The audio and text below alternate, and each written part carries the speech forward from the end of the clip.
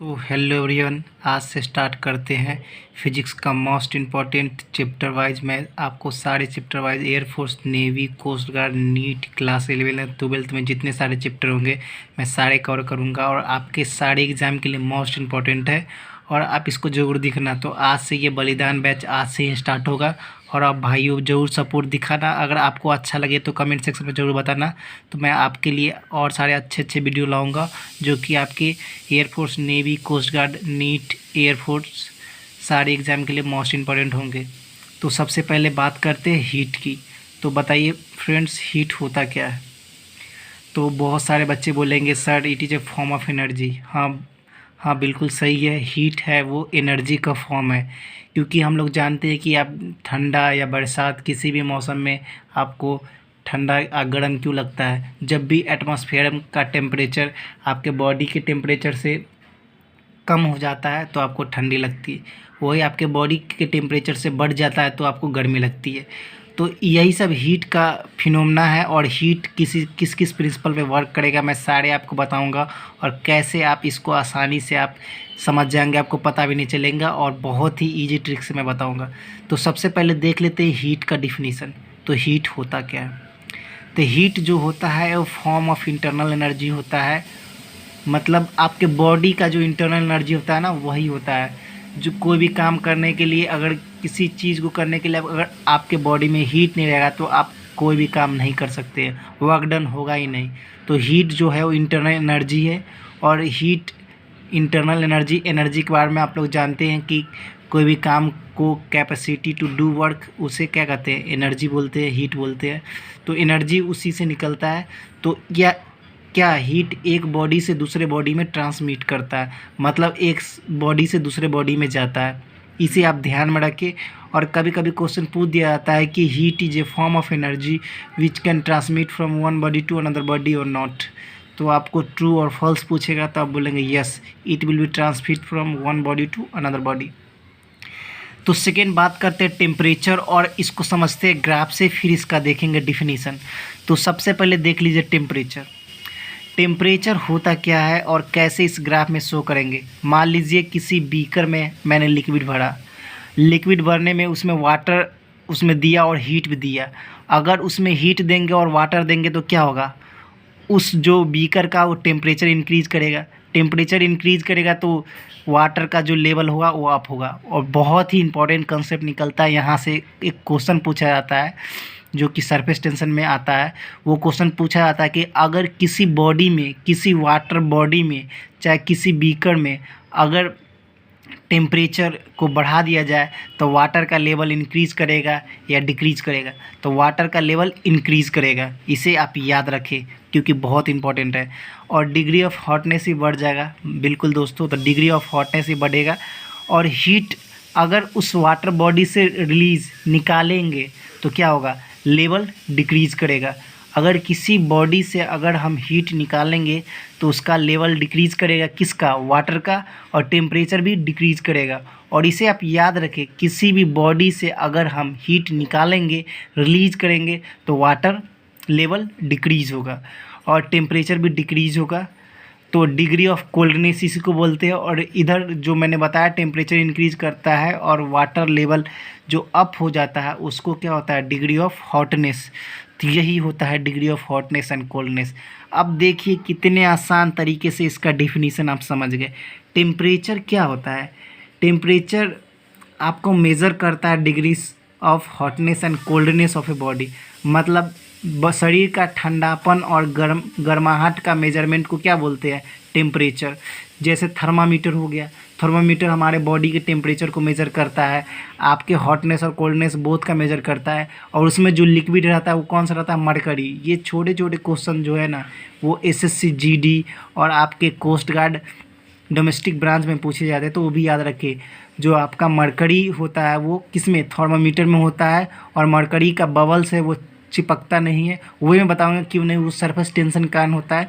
तो मैं cohesive, adhesive force सारे बताऊंगा क्योंकि नॉलेज भाई फुल है, मैं ले रखा हूँ। मैं भी बैचलर्स डिग्री कर रखा हूँ, बीटेक, और मैंने इसके बारे में काफ़ी रिसर्च कर रखा है और मैंने बहुत सारे इसके बारे में पढ़ भी चुका हूँ। तो मेरे इसके बारे में फुल एक्सपीरियंस है। तो क्या होता है? तो टेम्परेचर मैंने बताया कि थर्मोमीटर में जो होता है वो आपके मरकरी होते हैं और मरकरी एक दूसरे से चिपकते नहीं हैं। वो भी रीज़न क्यों होता है, तो सरफेस टेंशन के कारण। और सरफेस टेंशन में एक कोहेसिव और एडेसिव फोर्स पढ़ना है, मैं वहाँ पे आपको बताऊँगा। तो अब बात करते हैं टाइप्स ऑफ हीट। तो टाइप्स ऑफ हीट कौन कौन से होते हैं? एक होते हैं सेंसेबल हीट और एक होते हैं लैटेंट हीट। तो सेंसेबल हीट मतलब जो सेंस करे, किसी भी थर्मोमीटर चाहे कोई भी मेजरिंग स्केल पे सेंस करे, उसी को सेंसेबल हीट कहते हैं। और लैटेंट हीट मतलब फेज चेंज हो लेकिन मैं सारे लिख रखा हूँ, आप टेंशन मत लो।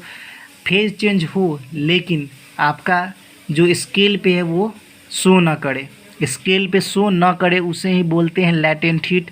और हम लोग जानते हैं 0 डिग्री सेल्सियस पे आइस बनता है और उसी 0 डिग्री सेल्सियस पे फेज चेंज होने के बाद क्या होता है, वाटर में भी कन्वर्ट होता है।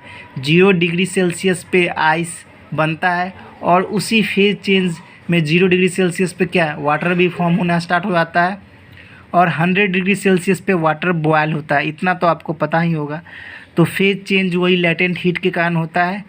मैंने इस टेम्परेचर और हीट और टेम्परेचर का ग्राफ ले रखा है। और एक बात और याद रखिए, जो आपका वाटर होता है, इसको ध्यान से सुने, मैं जो बोल रहा हूँ, वाटर होता है वो मैक्सिमम किस पे होता है, कितने डिग्री सेल्सियस पे? तो वाटर मैक्सिमम 4 डिग्री सेल्सियस पे होता है। वाटर का मैक्सिमम वेट जो होता है वो 4 डिग्री सेल्सियस पे मैक्सिमम होता है, आप इसे याद रखें।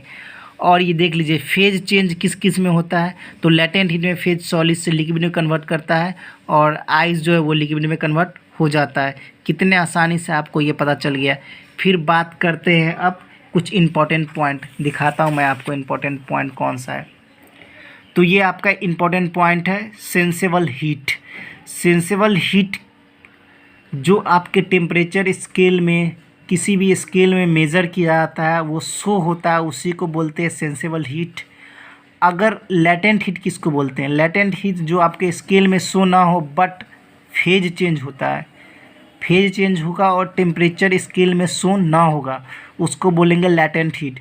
अब टेम्परेचर स्केल क्या होता है? टेम्परेचर स्केल वो स्केल होता है जिसमें आप टेम्परेचर की मेजरमेंट करते हैं, टेम्परेचर को मेजर करते हैं।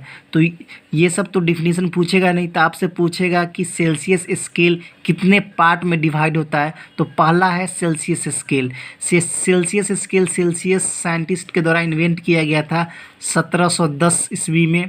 और ये जो एक्सपेरिमेंट किया गया था वो वाटर पे किया गया था, इतने डीप में कोई नहीं बताएगा, वाटर पे किया गया था। और बॉइलिंग पॉइंट देख लीजिए, इसका 100 डिग्री सेल्सियस है।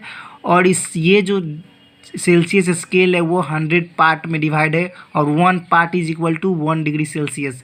और 100 पार्ट में डिवाइड है, ये आप याद रखें क्योंकि इसी से क्वेश्चन बनेगा और आगे मैं फार्मूला डिराइव भी इसी से करूँगा। तो 1 डिग्री सेल्सियस। और सेकेंड है फ़ारेनहाइट स्केल।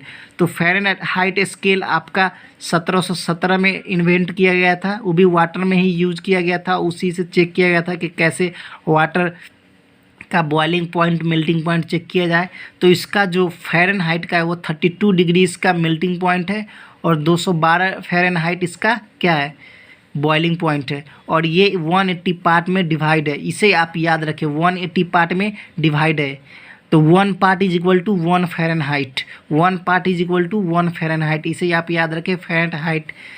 फ़ारेनहाइट स्केल जो है 1717 में वाटर के रिस्पेक्ट में रिएक्शन किया गया था। और ये स्केल जो है 32 डिग्री फ़ारेनहाइट से इसका मेल्टिंग पॉइंट है और बॉइलिंग पॉइंट इसका 212 फ़ारेनहाइट है, इसे आप याद रखिए। और 180 पार्ट में डिवाइड किया गया है, समझे। 1 part is equal to 1 Fahrenheit. तो आपको समझ में आया होगा, मैंने आपको बताया क्या। सबसे पहले सेंसिबल और लैटेंट हीट पर मैं एक क्वेश्चन डालूंगा और आपको जो करना है, मैं एक क्वेश्चन बताऊंगा और एक आपको खुद घर से करके लाना है। तो देखिए सबसे पहले लैटेंट हीट के बारे में, इस क्वेश्चन को आप ध्यान से देखिए। What is the which is more sensitive. तो सेंसिटिव कहने का मतलब कि कौन इस दोनों में से ज़्यादा सेंसिटिव है। सेंसिटिव मतलब ग्राफ में इजीली शो हो जाए। तो हम लोग यहाँ पर देख रहे हैं, यहाँ पर स्केल में एक 180 पार्ट है और एक 100 पार्ट है ना, आपको दिखाई दे रहा है। एक 180 पार्ट है और एक 100 पार्ट है। तो कौन सा ज़्यादा सेंसिटिव होगा? तो ऑब्वियसली जो ज़्यादा स्केल में शो करेगा तो ज़्यादा अच्छे तरीके से किस स्केल में दिखेगा, 180 पार्ट में या 100 पार्ट में। तो आप खुद समझ जाओ कि यह सेंसिटिव है ना। तो सेंसिटिव सबसे ज़्यादा दिख किस में रहा है, आसानी से हम लोग रीड कर सकते हैं तो फ़ारेनहाइट में। तो यहाँ पर देखिए 1 फ़ारेनहाइट को आप टिक मार देंगे, मतलब 1 फ़ारेनहाइट आपका आंसर हो जाएगा। उसी प्रकार से क्वेश्चन नंबर 2 को देखें, which is more latent heat, किसमें सबसे ज़्यादा लेटेंट हीट है। तो ये क्वेश्चन आप मुझे कमेंट सेक्शन में बताना कि इसमें से कौन सा सबसे ज़्यादा मोर लेटेंट हीट है। तो ये बताना। ऑप्शन है 1 degree Celsius 1 Fahrenheit, 1 degree Celsius equal to 1 Fahrenheit, या डी नन। तो आप इसको कमेंट सेक्शन में बताना और बताना कि आपको ये वीडियो कैसा लगा। और दोस्तों इतने बेसिक से पढ़ाऊंगा ना कि आपका concept heat, thermodynamics, fluid mechanics ऐसे उड़ेगा ना कि आप इतने हार्ड चैप्टर को मैं ऐसे बताऊंगा कि आप खुद सोचोगे भाई इतना आसानी से, और सारे न्यूमेरिकल भी करवाऊंगा, आप टेंशन मत लो। तो फिलहाल इतना ही, तब तक के लिए धन्यवाद। और मेरे चैनल को सब्सक्राइब, लाइक, शेयर करके जाना। और फिलहाल इतना ही। तो जय हिंद, जय भारत, और आप लोग सफल हो सारे एग्ज़ाम में। तब तक के लिए धन्यवाद। Thank you very much.